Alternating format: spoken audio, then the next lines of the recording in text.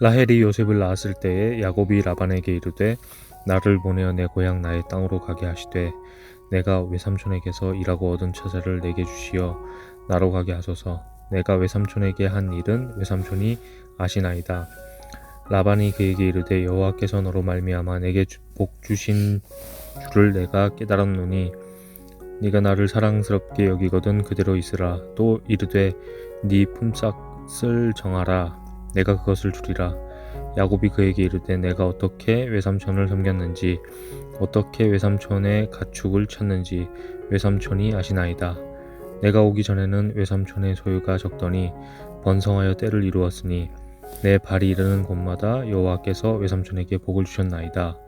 그러나 나는 언제나 내 집을 세우리이까. 라반이 이르되 내가 무엇으로 내게 주랴. 야곱이 이르되 외삼촌에게서 내게 아무것도 주시지 않아도 나를 위하여 이 일을 행하시면 내가 다시 외삼촌의 양떼를 먹이고 지키리이다.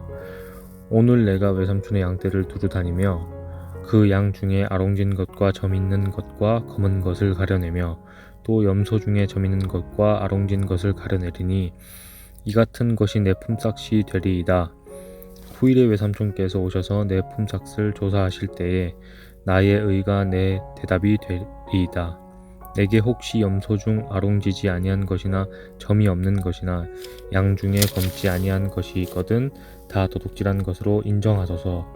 라반이 이르되 내가 네 말대로 하리라 하고 그 날에 그가 숫 염소 중 얼룩무늬 있는 것과 점 있는 것을 가리고 암 염소 중 흰 바탕에 아롱진 것과 점 있는 것을 가리고 양 중에 검은 것들을 가려 자기 아들들의 손에 맡기고 자기와 야곱의 사이를 사흘 길이 뜨게 하였고 야곱은 라반의 남은 양떼를 치니라.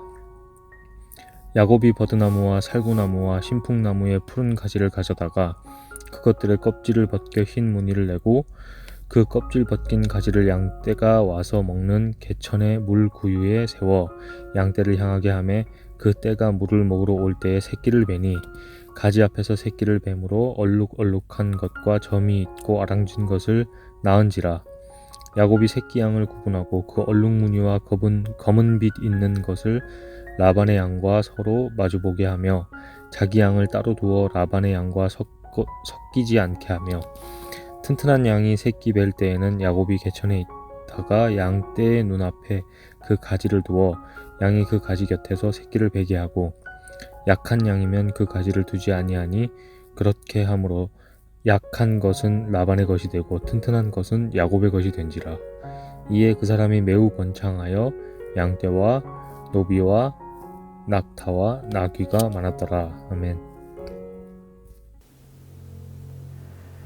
야곱이 고향집을 떠난 지 10수년이 흘렀습니다. 이제 형 에서의 화가 풀렸으려나 야곱은 고향에 돌아가고자 합니다. 이것은 야곱의 오랜 소망이었습니다. 야곱은 베델에서 돌베개 메고 잘 때 꾸었던 그 꿈을 한시도 잊지 못합니다. 창세기 28장 15절입니다. 내가 너와 함께 있어 내가 어디로 가든지 너를 지키며 너를 이끌어 이 땅으로 돌아오게 할지라. 내가 내게 허락한 것을 다 이루기까지 너를 떠나지 아니하리라 하신지라. 하나님의 귀한 약속의 말씀입니다. 이런 귀한 약속을 받은 야곱은 그 언젠가 하나님이 이 약속을 성취하시기만을 기다립니다. 오늘 말씀에는 또 다른 약속이 나옵니다. 라반과 야곱 사이에 맺은 약속입니다. 창세기 30장 28절입니다. 또 이르되 내 품삯을 정하라. 내가 그것을 주리라. 오늘날로 치면 연봉 협상을 하는 모습입니다.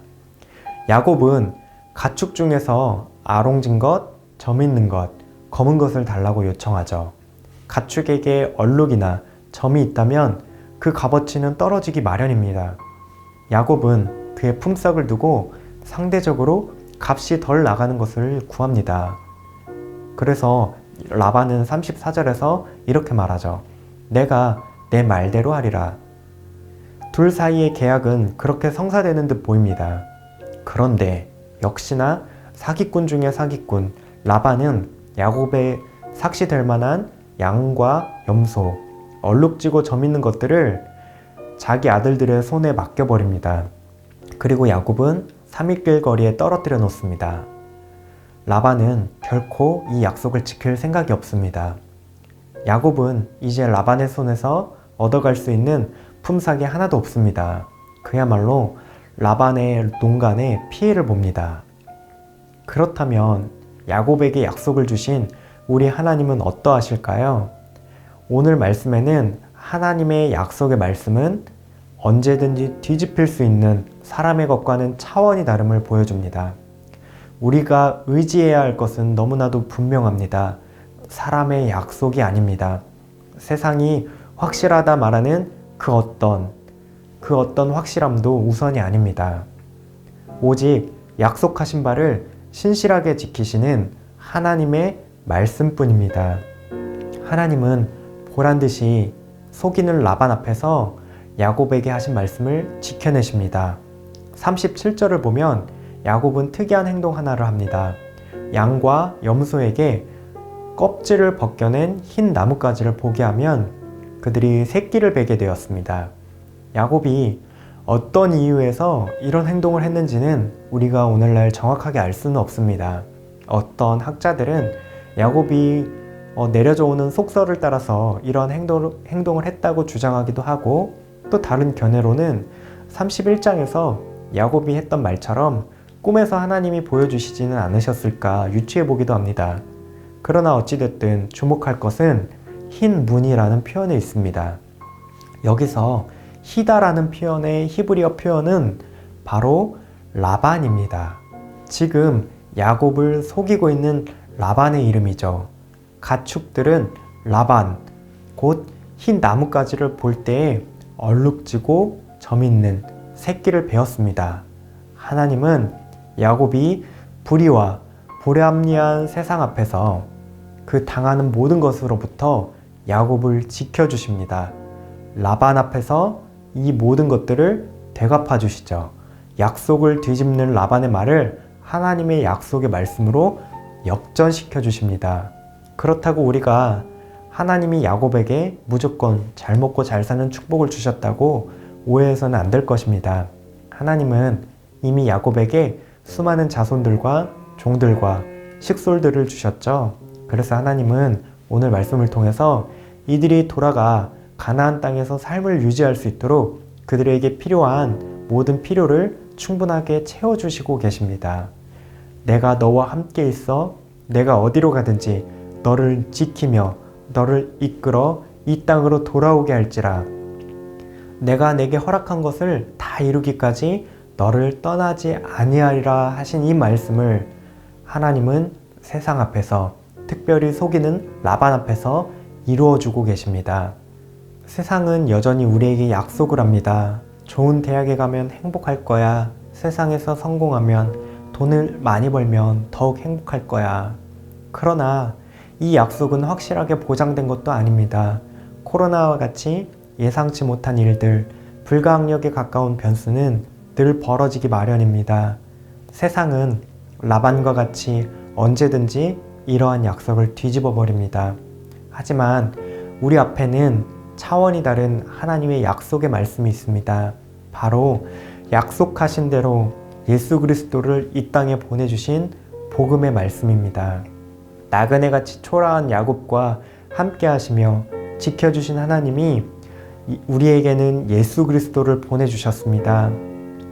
변하는 세상 속에서 변치 않는 삶의 토대가 되어주는 이 복음의 말씀을 우리는 붙들어야만 합니다. 예수 그리스도께서 임마누엘, 우리와 함께 하시며 언제나 우리를 죄에서 건져주시고 세상으로부터 지켜주십니다. 그리고 오늘 하루도 이 신실한 하나님의 약속이 담긴 말씀을 더욱 가까이 하는 우리 청년가족들이 되면 좋겠습니다. 오늘 말씀을 기억하시면서 함께 기도하시겠습니다. 변화하는 세상 속에서 변치 않는 하나님의 말씀, 그 복음을 붙들게 하옵소서. 날마다 하나님의 말씀을 가까이 하며 우리와 함께 하시고 말씀대로 이끌어 가시는 하나님의 인도를 경험하게 하옵소서. 우리를 유혹하고 속이는 세상 속에서도 우리 하나님은 말씀으로 함께 하시고 우리를 지켜주십니다. 오늘 하루도 이 복음의 말씀, 예수 그리스도를 단단히 붙들며 승리하시는 청년가족들 되시기를 바랍니다.